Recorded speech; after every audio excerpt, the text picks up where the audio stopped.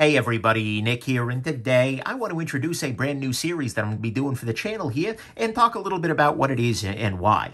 Look, it feels like roughly forever ago, but sometime back I did a series of videos with Knife News, posted on their website called Knife Gripes.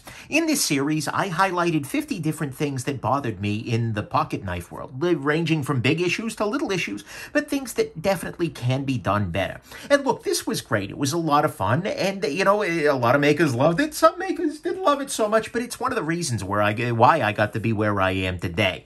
Unfortunately, as with everything non-embarrassing on the internet, it has rotted and faded away. It looks like those videos have gone down, and it looks like Knife News isn't going to be putting them back up again. It's a shame, but such is life, right? And this gives me an opportunity to move forward and do things, a little bit differently, right? Because I want to bring part of that idea back, to continue to highlight the things that makers can do poorly and the things that makers can do really well. But the thing is, rather than just bringing it back, look, 2020 has been a year of incredible negativity because, honestly, there's been a lot to be negative about, right? The world is full of gripes. It's full of complaints and wrongs. And honestly, it's not the tone I want right now. That's not where I want to take things. So instead, I've decided I'm going to do something new. I'm going to do something a little bit different. And rather than focusing on the kinds of things that can make otherwise really good gear turn bad, I want to instead focus on what makes great gear great. And so to that end, I'd like to announce my Beautiful Things series. My goal for every short episode here is to focus on one small and sometimes overlooked thing that can make great gear great, whether it's a design feature, an element of construction, a little detail, a conscious choice. I mean, all of those things are things that can make amazing gear amazing.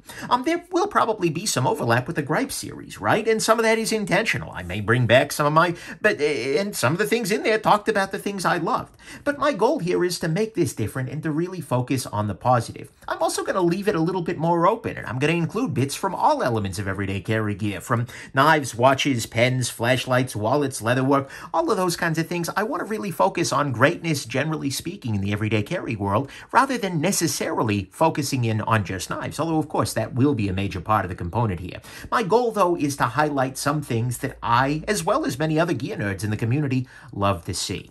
I'm going to try and do one of these a week. Look, I'm not going to lie to you, I might miss a week or two. I'm a little bit busy lately, but my goal here is that it will serve the community by letting viewers spot things that more quickly that might really matter to them. They might be things that, like, oh my God, yes, I love that. I want to see that more often. It might help newer makers see some ideas, some features, some approaches that they want to incorporate into their own pieces, and it might even provide some inspiration for existing makers to raise their own bars even higher and do something new that might be an absolutely beautiful thing. But regardless, I hope that you all appreciate it, that you learn something, or maybe spot something new out in the world, that it helps your work or helps your collecting, and most of all, I hope that you all find it to be a beautiful thing. So keep an eye out for this series coming in 2021, and I wish you all a very, very happy New Year.